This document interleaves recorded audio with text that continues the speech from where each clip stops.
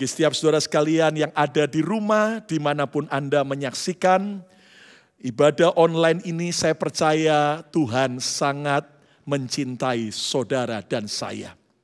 Nah, bulan ini kita akan memulai pelajaran kita tentang peace atau damai sejahtera. Satu kali ada seorang raja yang membuat perlombaan untuk para pelukis-pelukis di kerajaannya untuk siapa yang bisa melukiskan lukisan dengan judul Damai Sejahtera Sejati. Lalu berbagai pelukis-pelukis berkumpul di kerajaan dengan hadiah yang dijanjikan luar biasa. Maka para pelukis-pelukis mulai melukis dengan sebuah tema damai sejahtera sejati. Ketika raja melihat pelukis pertama mempertunjukkan lukisannya. Sebuah kerajaan yang makmur, penuh dengan semua kelimpahan. Lalu kemudian raja berkata, wow, lukisan ini luar biasa. Lalu kemudian raja berpikir sebentar. Tetapi seandainya kerajaan yang makmur dan sejahtera ini tiba-tiba satu kali mengalami serangan musuh dan terjadi kekacauan, maka berarti damai sejahtera yang ada akan sirna. Maka raja tidak memberikan kemenangan kepada pelukis yang pertama. Pelukis yang kedua melukiskan sebuah kerajaan dengan pasukan prajurit tentara yang begitu banyak, solid. Dan semua peralatan perang yang canggih. Dengan judul Damai Sejahtera Sejati. Lalu kemudian raja berkata, wow, ini luar biasa. Tapi lalu raja berpikir seandainya di antara prajurit ada perpecahan.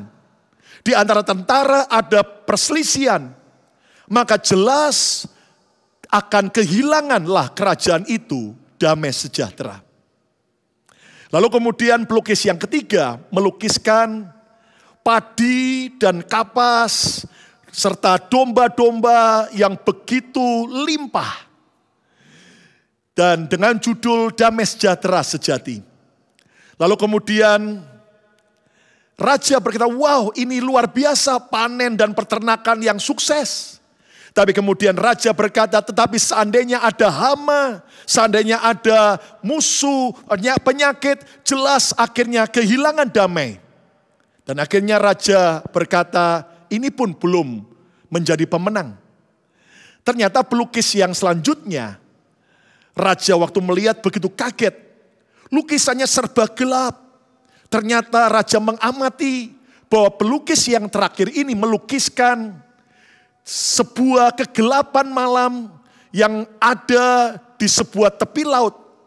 Dan ada sebuah gunung, bukit, di mana ada badai malam itu, ada hujan, angin yang keras. Lalu dilukiskan di celah-celah gunung batu itu, ada sepasang burung merpati yang bisa tenang walaupun di luarnya ada badai yang bergelora. Tetapi dilukiskan bagaimana sepasang burung ini bisa dengan teduh, dengan tenang berada di dalam gua tersebut. Nah, saudara sekalian, lalu raja memberikan kemenangan kepada pelukis yang terakhir. Dia berkata, inilah sebenarnya damai sejahtera sejati. Nah, saudara sekalian, ketika semua keadaan kita baik, ketika semua bisnis kita, kerjaan kita lancar, maka kita damai, kita merasa sejahtera. Itu orang dunia pun bisa melakukannya. Tetapi justru damai sejahtera yang Tuhan inginkan adalah ketika saudara dan saya melalui keadaan yang paling sulit pun, di titik terendah pun dalam hidup kita, lewat lembah-lembah kekelaman pun, tetapi ketika orang lain panik, tapi saudara dan saya tetap bisa damai, itulah damai sejahtera yang Tuhan inginkan. Setuju? Katakan amin. Nah, lihat bagaimana Yesus sang Raja Damai. ketika bersama dengan murid-muridnya ada di perahu dan mendadak angin ribut datang. Kita lihat dalam Markus 4 ayat 37 sampai 39. Lalu mengamuklah taufan yang sangat dahsyat dan ombak menyembur masuk ke dalam perahu sehingga perahu itu mulai penuh dengan air. Sebuah badai yang bergelora, bahkan sebuah ancaman yang datang di perahu yang Yesus dan murid-muridnya tumpangi. Lihat ayat 38. Pada waktu itu, di tengah gelombang, di tengah badai, Yesus sedang tidur di buritan di sebuah tilam. Maka murid-muridnya membangunkan dia dan berkata kepadanya, "Guru, engkau tidak peduli kalau kita binasa." Ayat 39, ia pun bangun. Yesus bangun, menghardik angin itu dan berkata kepada danau itu, "Diam, tenanglah." Lalu angin itu reda dan danau itu menjadi teduh sekali. Kalau saudara jeli membaca Alkitab, ada dua orang yang berbeda ketika di dalam perahu ada badai dan dua orang ini tidur. Yang pertama adalah Yesus, Sang Raja Damai. Tapi yang kedua adalah Yunus. Ketika kapal yang menuju ke Tarsis itu dihantam dengan badai, Yunus tidur. Nah, jelas beda. Yunus tidur di tengah badai karena dia mengeraskan hati dan dia seolah-olah ingin mati saja. Tetapi beda dengan Yesus Raja Damai.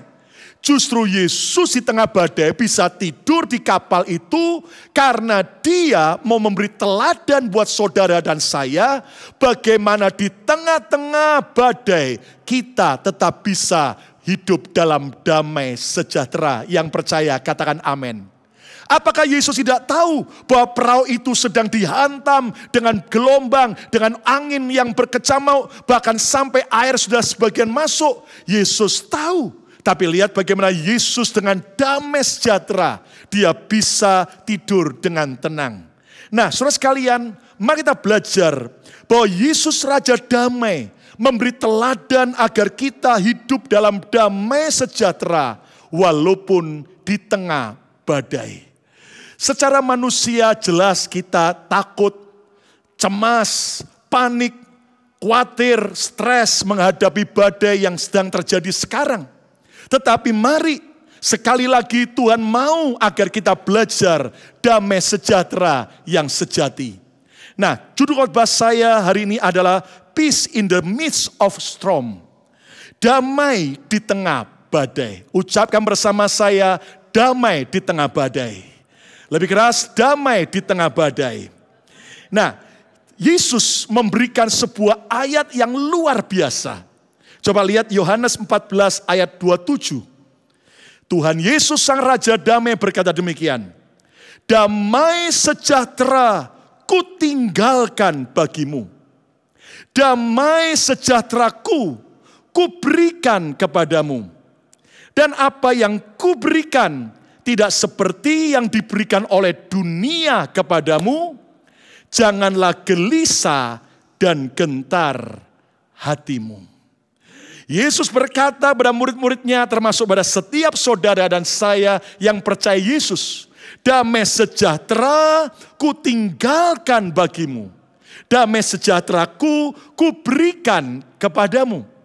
Nah, saya tertarik dengan satu terjemahan dalam NLT version. Dikatakan menarik sekali. Dikatakan demikian. I am leaving you with a gift. Aku meninggalkan kamu sebuah hadiah. A gift, sebuah present, sebuah hadiah. Yesus meninggalkan hadiah buat kita. Hadiah apa? Peace of mind and heart. Damai di pikiran dan di hati. And the peace I give is a gift the world cannot give. Dan hadiah yang aku berikan tidak dapat diberikan oleh dunia. So don't be troubled or afraid. Dan jangan kamu menjadi susah dan takut. Wow, Yesus Raja Damai berkata bahwa I'm leaving you with a gift. Aku meninggalkan engkau, memberikan engkau sebuah hadiah. Peace of mind and heart, sebuah damai di hati dan pikiran. Saudara sekalian, ternyata Yesus Sang Raja Damai telah memberikan hadiah damai sejahtera miliknya sendiri buat saya dan saudara. Yang setuju katakan amin. Saudara sekalian, hadiah damai sejahtera milik Yesus telah diberikan, telah ditinggalkan bagi saya dan saudara. Bukan akan, tetapi telah dan sudah diberikan dan ditinggalkan. Katakan amin. Bahkan hadiah damai sejahtera tidak bisa diberikan oleh dunia. Tetapi itulah damai yang sejati. Sebuah hadiah damai yang begitu sangat luar biasa. Miliknya sendiri diberikan buat saudara dan saya. Ucapkan bersama saya, terima kasih buat hadiah damai sejahtera-Mu Tuhan. 2, 3. Terima kasih buat hadiah damai sejahtera-Mu Tuhan. Dia meninggalkan hadiahnya, dia memberikan hadiahnya. Sesuatu yang sangat-sangat precious buat saya dan saudara. Saya masih ingat satu kali ada teman hamba Tuhan tamu dari Indonesia melayani di gereja kita.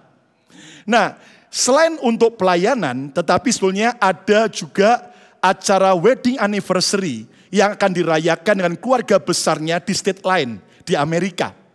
Jadi hamba Tuhan ini saudara sekalian datang dengan juga membawa perbekalan, baju yang terbaik, bahkan juga perhiasan yang paling dia cintai dan sukai.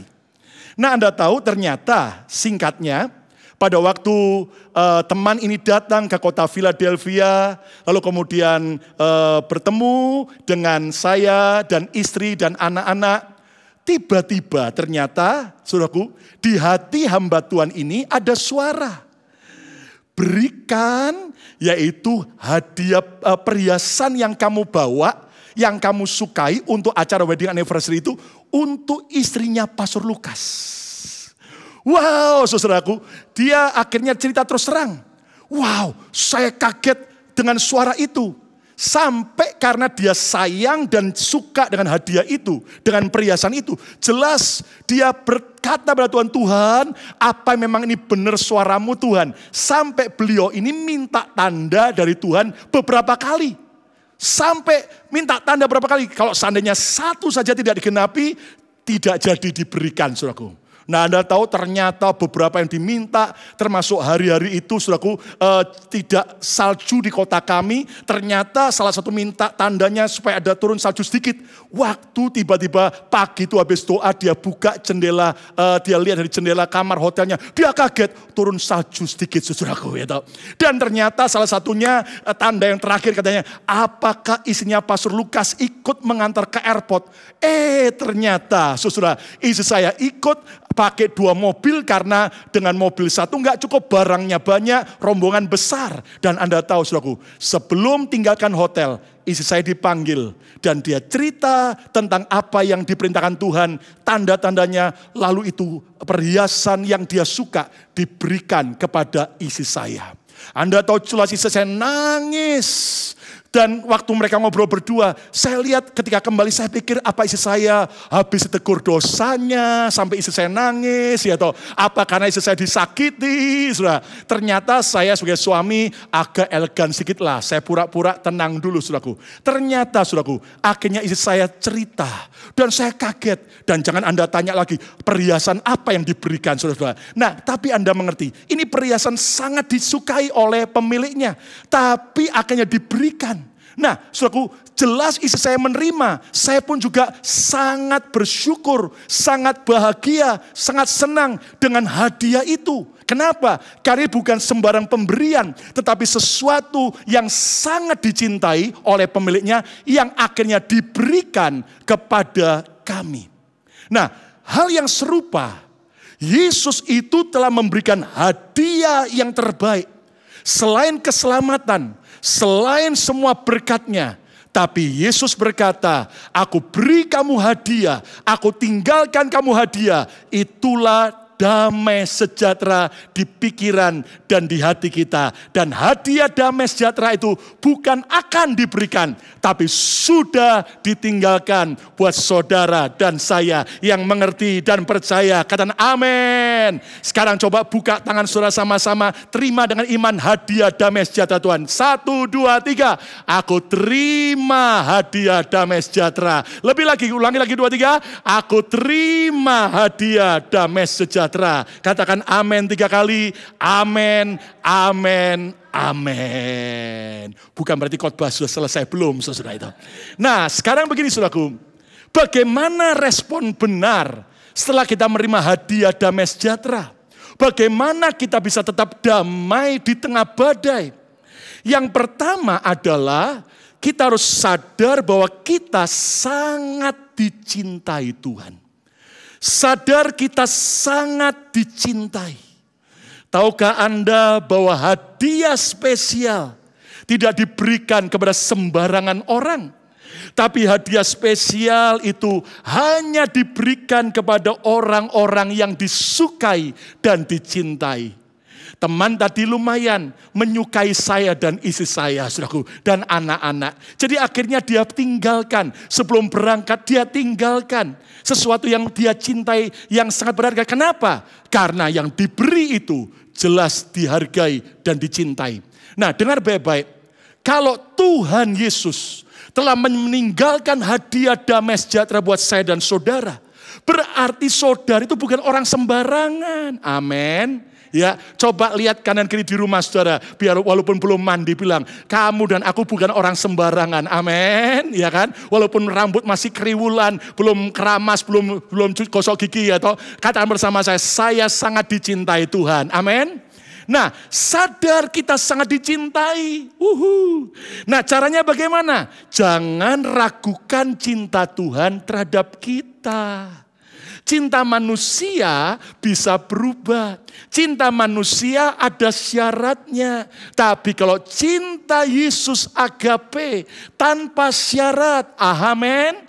Dia mati buat saudara dan saya. Bukan tunggu setelah kita baik, tapi dalam keadaan kita masih hancur, berdosa, menyakiti dia. Dia rela mati buat kita. Itulah bukti kasih agape. Beda dengan kasih manusia, bukan agape tapi EGP, ya kan? Emangnya gua pikirin kasih yang egois, kasih yang ada syarat. Tapi mari jangan ragukan cinta Yesus. Coba pegang dada masing-masing, elus dikit-dikit dan katakan bersama saya, aku dicintai Tuhan. Amin. Biar hidung mancung ke dalam dicintai Tuhan. Amin, saudara-saudara. Walaupun belum mandi dicintai Tuhan, semua kita dicintai Tuhan. Katakan amin. Lalu berikutnya, percayalah akan penyertaan dan pemeliharaan Tuhan. Kalau kita dicintai Tuhan, masa sih Tuhan tidak mau pelihara kita?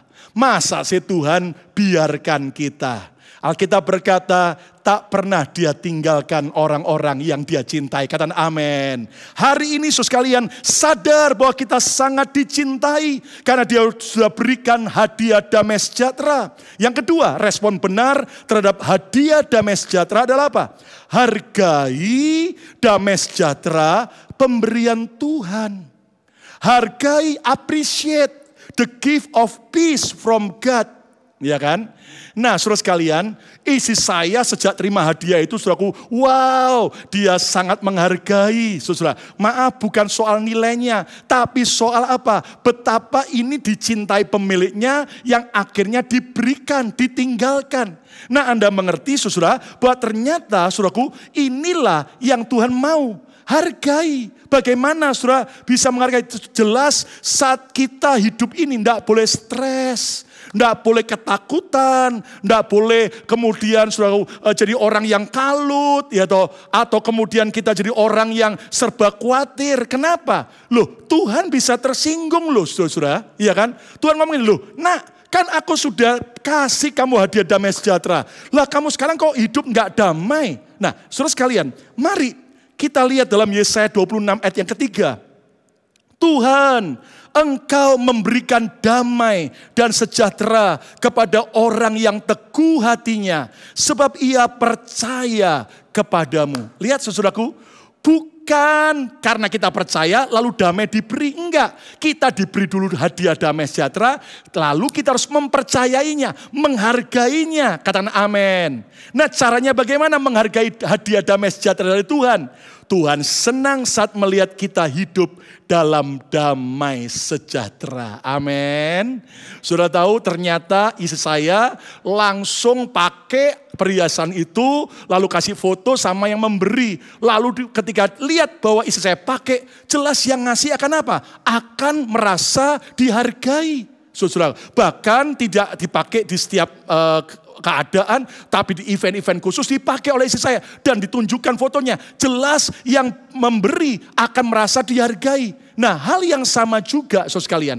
Ketika saudara dan saya, saudaraku, hidup dalam damai sejahtera, walaupun di tengah badai, di tengah masalah, di tengah krisis, maka Bapa yang meninggalkan hadiahnya akan merasa Anda hargai. Katakan amin. Jangan buat Bapa di sorga, Yesus itu akhirnya tersinggung. Loh, aku udah kasih damai sejahtera, aku udah tinggalkan, kok gak percaya, kok masih khawatir, kok masih takut. Ayo hari ini hiduplah dalam damai sejahtera. Amin, saudaraku. Yang ketiga, respon benar terhadap hadiah damai sejahtera dari Tuhan adalah apa?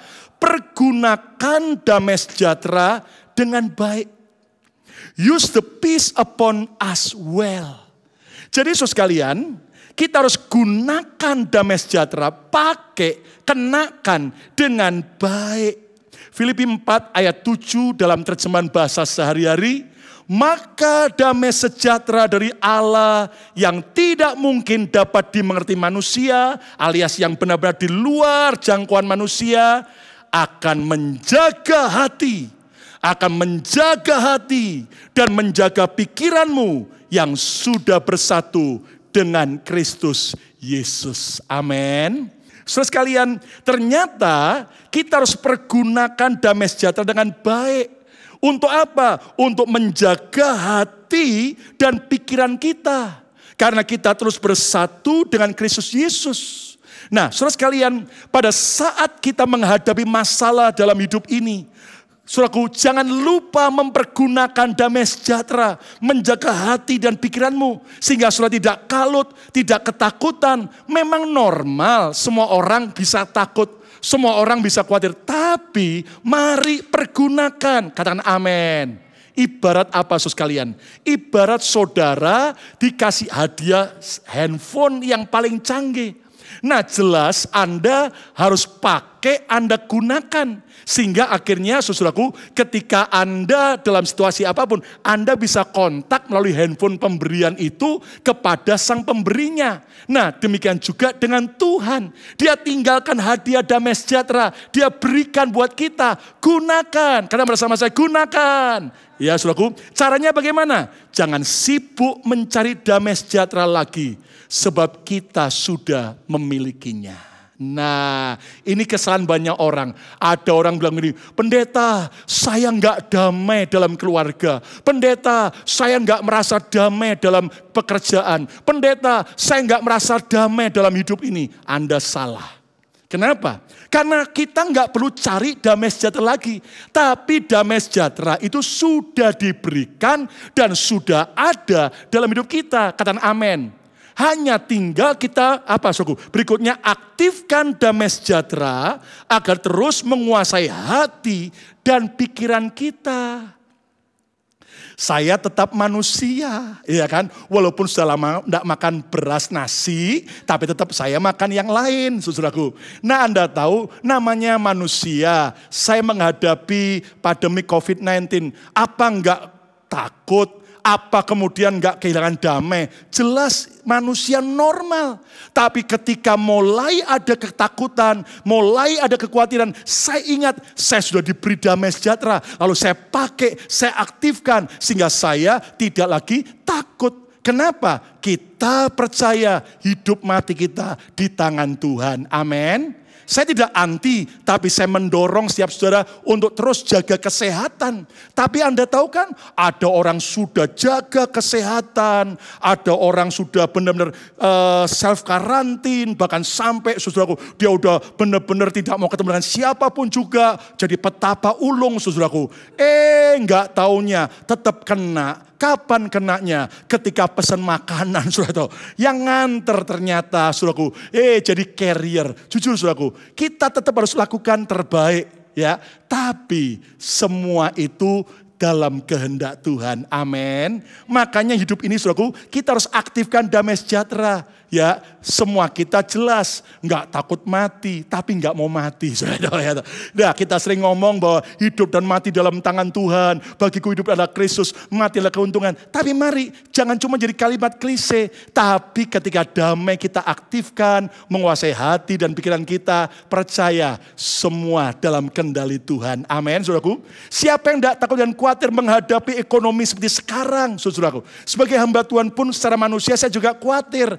Tapi ternyata saya aktifkan terus damai dari Tuhan, menguasai hati dan pikiran. Dan ternyata Tuhan tetap setia memelihara sampai hari ini. Dan saya percaya Tuhan yang sama pelihara setiap kita. Katakan amin. Yang terakhir, saudaraku, respon benar terhadap hadiah damai sejahtera. Yang keempat, jagalah damai sejahtera dengan hati-hati. Guard that peace with all carefulness. Jagalah damai sejahtera dengan hati-hati. Saudara, hadiah yang terbaik yang Tuhan Yesus miliki, yaitu damai sejahtera, udah diberikan buat kita. Jangan dibiarkan dicuri oleh siapapun. Hargai, kemudian jaga dengan baik. Istri saya jelas setelah terima hadiah perhiasan itu, dia jaga dengan baik. Jangan tanya sama saya atau istri saya atau anak saya disimpan di mana, saudara ya. Tapi saudara, Anda tahu, jelas kami betul-betul harus jaga supaya apa? Tidak sampai hilang. Nah, Yesaya 48 ayat 18 berkata demikian. Sekiranya engkau memperhatikan perintah-perintahku, memperhatikan perintah-perintah Tuhan, maka damai sejahteramu akan seperti sungai yang tidak pernah kering. Dan kebahagiaanmu akan terus berlimpah seperti gelombang-gelombang laut yang tidak pernah berhenti. Wow, jadi ternyata hadiah damai sejahtera Tuhan itu luar biasa. Katakan amin. Ya kan? Seperti apa? Seperti yaitu sungai yang tak pernah kering. Seperti apa? Gelombang-gelombang laut yang tak pernah berhenti. Nah, tapi saudara, hadiah damai sejahtera itu tidak boleh kita abaikan. Jaga dengan hati-hati. Caranya bagaimana? Jangan izinkan siapapun mencuri damai sejahtera Anda. Mertua Anda yang galak, jangan izinkan mencuri damai sejahtera Anda. Amin. Ya, pasangan Anda yang mungkin kasar, mungkin perlakuan orang lain, perkataan yang menyakitkan, sikap, keadaan, jangan izinkan itu mencuri damai sejahtera kita. Kenapa? Karena kita sendiri harus menjaganya. Lalu berikutnya, teruslah berdamai dengan Tuhan. Tuhan sumber damai, Dia Raja damai. Makanya jangan pernah kita berontak melawan Tuhan. Di masa demikian semakin berdamai dengan Tuhan, semakin kita dekat melekat dengan Tuhan. Percayalah, damainya seperti sungai yang tak pernah kering. Amin, saudaraku. Teruslah berdamai dengan diri sendiri, ya. Jangan terus hidup dalam penyesalan. Jangan terus merasa dikejar-kejar oleh perasaan bersalah, oleh intimidasi. Kenapa? Karena kalau saudara izinkan itu terus menguasai saudara, jelas damai dalam diri kita akan tercuri. Iblis itu pencuri, pembunuh, pembinasa. Makanya hari ini saudaraku, teruslah berdamai dengan diri sendiri. Kalau Tuhan saja ngampuni kesalahan kita, kenapa kita tidak mau mengampuni kesalahan diri kita sendiri? Kalau orang lain saja mau ngampuni kita, kenapa kita terus terhantui oleh semua kegagalan dan kesalahan di masa lalu? Mari berdamai dengan diri sendiri. Terimalah diri kita, keunikan kita, keantikan kita masing-masing. Amin. Walaupun saudara tidak seganteng saya, tapi Anda tetap harus bisa damai sejahtera. Amin. Walaupun Anda tidak sekurus saya, Anda tetap harus bisa damai sejahtera. Amin. Walaupun Anda lebih banyak daripada saya tetap juga harus bisa damai sejahtera. Amin. Nah, terus berdamailah dengan orang lain. Ya, saya ingatkan lagi masa krisis, sudahlah hentikan berantemnya. Amin, saudara. Sudah masa sulit, ribut, berantem, ya toh. Kemudian cakar-cakaran, sampai 911 datang, ya toh. Kemudian di sosmed, kemudian saling mencaci maki, ribut sana sini, berdebat. Sudahlah, di masa sulit ini malah lebih rukun, damai dengan orang lain. Amin. Tapi Pastor Lukas, saya udah coba damai sama orang itu tapi dia terus memusuh saya. Nggak usah khawatir, firman berkata, sedapat-dapatnya kalau hal itu bergantung daripadamu, berdamai dengan orang itu. Yang penting kita mau damai. Dia tetap musuhi, dia tetap jahat, urusan dia sama Tuhan. Amin. Yang penting kita tetap berdamai. Yang terakhir, cepatlah beradaptasi dengan keadaan apapun. Ya, lagi limpah, beradaptasi, makan restoran yang bagus, lagi lockdown, lagi kemudian dalam keadaan stay home, ya udah, yang ada cuman telur, ya nggak apa-apa, amin. Beradaptasi, Senin telur ceplok mata sapi, Selasa telur pakai bawang merah, Rebu telur pakai kecap manis, amin. Kemis telur pakai spam, ya kan saya tahu. Jumat telur pakai tambahan keju, ya kan. Minggunya telurnya di mana-mana, saya tahu. Kenapa? Karena terlalu banyak telurnya, saudara. Tapi mari kita belajar beradaptasi dengan segala keadaan sehingga saudara tidak berontak dan tidak berdamai dengan situasi keadaan, tapi Anda bisa belajar damai dengan segala keadaan. Saya masih ingat salah seorang mentor saya mengajar saya begini, di semua situasi pasti ada damai di sana. Amin, saudaraku. Lagi keadaan kalut pun, kalau kita belajar bisa beradaptasi, pasti bisa damai. Makanya saya belajar bisa makan di hotel bintang 5, sampai yang kaki 5 pun oke saja. Amin. Yang pasti jangan racun, saudara. Amin, saudaraku. Jadi pendapatan besar maupun lagi dalam krisis, mari kita belajar beradaptasi dengan segala keadaan. Maka hadiah damai itu akan menguasai hati kita. Amin. Kesimpulannya, Tuhan telah memberikan hadiah damai sejahtera bagi kita. Dia telah meninggalkan hadiah damai sejahteranya. Tujuannya agar kita hidup dalam damai sejahtera senantiasa. Walaupun di tengah-tengah badai, kita tetap bisa damai seperti teladan Yesus. Di tengah ombak yang menakutkan, dia tetap bisa hidup dalam damai. Bahkan dia bisa meneduhkan badai bersama dengan kita. Respon benar terhadap hadiah damai sejahtera. Yang pertama, sadar bahwa kita sangat dicintai Tuhan. Saudara, hanya terhadap orang yang dicintai, maka hadiah spesial itu diberikan. Saudara dan saya sangat-sangat dicintai. Pegang dadamu, katakan, I am love, ya. Aku sangat dicintai Tuhan. Yang kedua, hargai damai sejahtera pemberian Tuhan. Saudara, hiduplah dalam damai, maka Anda menghargai Tuhan yang telah memberikan hadiah damai. Yang ketiga, pergunakan damai sejahtera dengan baik. Setiap saat, setiap keadaan, aktifkan damai itu. Karena dia sudah berikan buat kita. Enggak perlu sibuk lagi cari damai sejahtera. Uang tidak bisa memberi damai yang sejati. Orang lain tidak bisa memberi damai sejati. Main game juga nggak bisa memberi damai sejati. Drama Korea pun juga tidak bisa memberi damai sejahtera sejati. Bahkan hobi dan apapun. Tapi dalam Yesus ada damai. Dia tinggalkan hadiahnya buat kita. Nggak perlu lagi cari damai. Dia sudah ada dalam diri kita. Aktifkan, pakai, menguasai hati dan pikiran kita. Dan yang keempat, yang terakhir, jagalah damai sejahtera dengan hati-hati. Jangan izinkan siapapun mencuri damai sejahtera kita. Mari berdamai dengan Tuhan, dengan diri sendiri, dan orang lain, dan beradaptasi dengan segala keadaan. Damai di tengah badai. Tuhan memberkati.